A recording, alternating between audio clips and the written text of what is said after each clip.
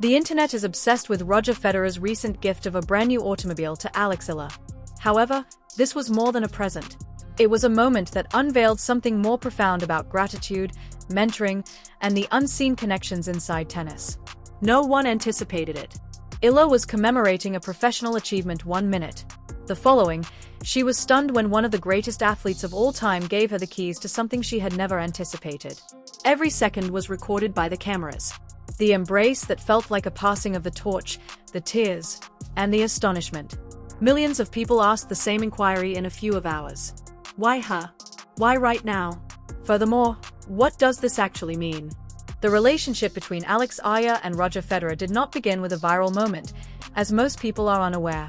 Years ago, a teenage girl from the Philippines was working through drills far from home in the silent corners of a training facility in Switzerland, pursuing a dream that seemed unattainable to everyone but her. At the age of 14, Eala joined in the Rafa Nadal Academy in Spain. Prior to that, however, she trained in Switzerland during critical developmental months, when the Federer brand was not only famous but ubiquitous. Due in large part to Roger's achievements and generosity, the Swiss Tennis Federation has drawn young talent from all over the world. One of those skills was Alex. Hungry, quiet, and determined. She wasn't being coached by Federer. Even though he wasn't around most of the time, his influence could be felt. Programs supported by his charity gave young athletes like Eala access to top-notch facilities. The culture she trained in was infused with his values of discipline, grace, and constant growth. Roger once witnessed her play while on a rare visit to the training facility. He spoke very little. Even in practice, he saw her footwork, shot selection, and the way she battled for every point. He approached her after the session, introduced himself as though she didn't already know who he was, and simply stated, "Keep going. You possess something unique." Those remarks provided gasoline for Alex. She supported them at every setback, injury, and period of uncertainty. Roger, however, kept a low profile. He tracked her outcomes. He witnessed her victory in the US Open girls singles competition in 2022. He saw her rise to the top of the WTA rankings. He recognized her narrative as a Filipino athlete who broke down barriers in a sport dominated by North America and Europe. However, none of this was known to the world. The majority of fans saw Alex Eala as a promising rising star. She was evidence to Roger Federer that the next generation was prepared, that his efforts to pave the road for new players were succeeding, and that tennis remained fundamentally about passion, selflessness, and the conviction that everything was achievable. Roger didn't hesitate to take advantage of the chance to accomplish something significant that would honor her path and motivate others. He had always thought that meaningful gestures were important. Moments of true connection were uncommon and potent in a sport that could be chilly and transactional, not for attention or headlines. This was one of those times when everything was going to change. However, what precisely transpired to cause this gesture? What significant event prompted Federer to take action? It was the end of April. The greatest victory of Alex Eala's professional career had just occurred. She had succeeded after persevering through lower-tier WTA competitions and challenger events for months. At a WTA 250 event, she defeated a player ranked in the top 50 in straight sets. Her first notable triumph on the main tour. It was an electrifying match. Eala's brave net approaches, her aggressive baseline play, and her resistance to intimidation. It was everything she had been striving for. However, the wind was not the only factor that was important. It was the setting. Eala's season was on the verge of collapse due to a wrist injury. She wondered if she would ever return to her finest shape after spending weeks in rehab. Her standing had plummeted. Sponsors were starting to feel anxious. It was oppressive pressure. Nevertheless, she returned more focused, sharper, and stronger than before. She was questioned about the trip and what sustained her throughout her lowest points in the post-match interview. And her response was honest, unvarnished, and very intimate. She discussed how her family in the Philippines gave up everything to enable her to pursue her training elsewhere. She discussed the loneliness of spending years away from home. She spoke about the instructors, the physiotherapists, and the people who had faith in her despite the lack of results. She then said something that surprised everyone. "Years ago, someone I looked up to told me I had something special," she recalled. "I preserved that memory even though I didn't believe it at the time. And I considered their words each time I felt like giving up." Roger Federer was not mentioned by her. She was not required to. There is not much of a tennis community. Word spreads quickly, and people began making the connections in a matter of hours. Journalists examined previous interviews. Photographs of a teenage Aya training in Switzerland were discovered by fans. Abruptly, a new dimension was added to the plot. Roger watched the interview. He could see the feeling in her eyes. He noticed the burden she had been bearing. And he decided. As someone who understood what it meant to strive for every inch of victory in a sport that could be cruel and merciless, rather than as a publicity stunt or a brand ambassador for any company, he made contact with her team. In the upcoming weeks, he wanted to know where she would be. And he began organizing a celebration that would recognize both her journey and her victory. Something that would convey a message to all the young players in attendance. Your work counts. Your narrative is important. Additionally, those who have been in your shoes see you. The scene was prepared. It was almost time. Not even Alex was aware of what was about to happen. Then it took place. The moment when the internet would go down.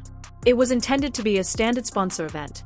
Alex Eala received an invitation to a low-key tennis event in Zurich to commemorate her recent achievements. She was informed by the organizers that it would be informal. A brief speech, a few pictures, and some meet and greets. She didn't have any expectations when she arrived.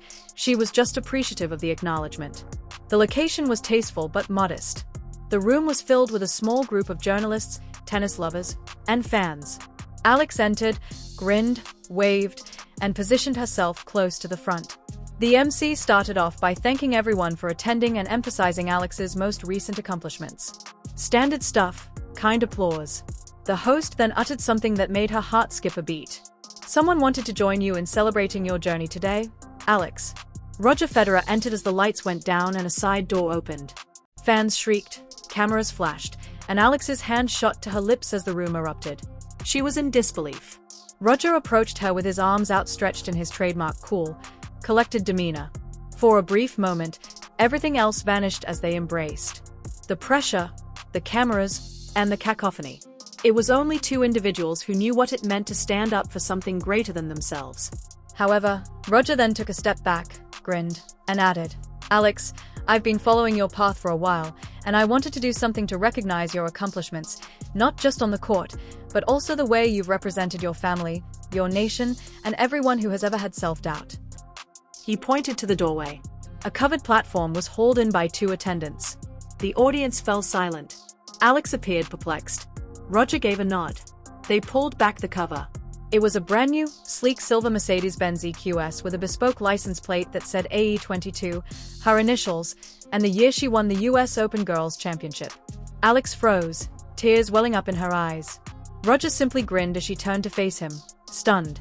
You've earned this, he declared. Not because of one match, but because of everything you've done to get here. She was unable to contain it. Tears started to flow. The audience erupted in cheers as she gave him another, stronger hug. Roger gave the keys to her. Still in shock, she grasped them as if they were made of glass. Her shaking hands, her tearful grin, and Roger's kind touch on her shoulder, almost saying, "You belong here," were all captured on tape. After that, she said something. She was able to say, "I don't even know what to say," despite the tears and intense emotion. "This is everything. I'm grateful. I'm grateful that you had faith in me when I didn't." The video became viral in a matter of minutes. Sports channels, news sources, Instagram, TikTok, and Twitter. The video of Alex sobbing, Roger grinning quietly, and the keys being given away went viral right away. Tens of millions of views by the end of the day, with millions in the first hour.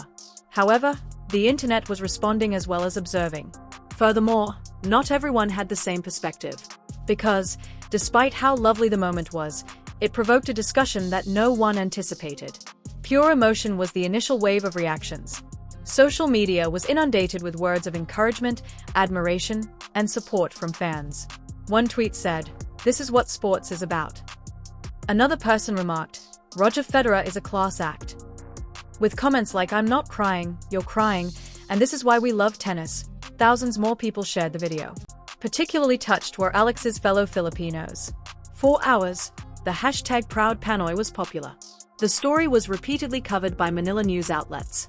Parents shared that they showed their children the video and used it as a lesson on humility and tenacity. It was a time of national pride for many. One of the greatest athletes of all time honors a young Filipino.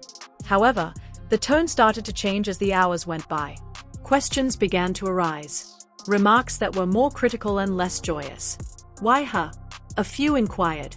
Many of the players are having difficulty. Why did she purchase a high-end vehicle?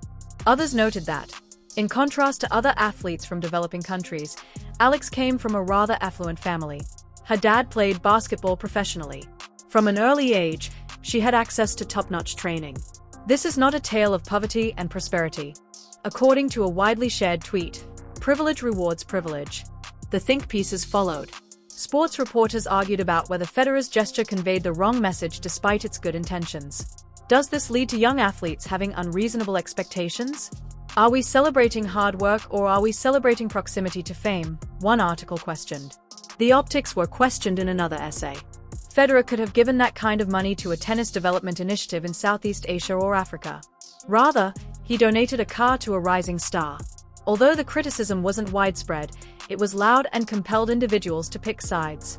Roger had every right to commemorate someone he had personally mentored and believed in, according to those who stood up for him. Others contended that acts like this, while their kindness, perpetuated pre-existing disparities in a sport widely criticized for its lack of diversity and accessibility. For the first 24 hours, Alex said nothing. The hubbub increased, despite her team's advice to let the moment speak for itself. On her Instagram, comments varied from angry accusations to sincere congrats. This wasn't earned by you. You were in the perfect location at the ideal moment. The conspiracy theory then began. Mercedes-Benz organized the entire event, according to some fans, as a marketing ploy. Take note of how flawlessly the car unveiling was framed. According to a breakdown on TikTok, this was prepared months in advance. Others conjectured that Federer's sponsorship agreements forced him to make a specific amount of public appearances, and that this was only a calculated public relations ploy masquerading as charity. Other players also offered their opinions. Look, I'm happy for Alex, but let's be real, an unidentified former WTA professional said on a tennis podcast. Some girls who can't afford airline tickets are working hard in challenges. Although Roger's gesture is pleasant, it is also deaf. Alex felt the weight of it all as she sat in her hotel room and read the comments during the heated debate. This was meant to be the greatest moment of her life, but now it was being scrutinized, questioned, and transformed into something unpleasant. She had to say something. But what? How do you defend a gift that you didn't request? How do you explain that this was about all the car represented rather than just the vehicle itself? Roger Federer then spoke up, and his words completely altered the situation. 3 days after the incident went viral, Roger Federer published a comment on his Instagram account in a straightforward handwritten message rather than through a PR team or news release. And it struck in a different way. He replied, "I've been reading the comments, and I want to address them directly. It had nothing to do with the automobile that I gave Alex Eala.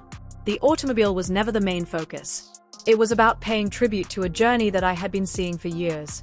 A trip that most people never witness since it takes place in abandoned gyms, during rehab sessions, and during moments of uncertainty that are never captured by a camera. When I was young, there were people who believed in me before I had any results to show for it," he continued. "Mentors who recognized something in me that I didn't see in myself, and coaches who gave me more time. And my life was transformed by that conviction.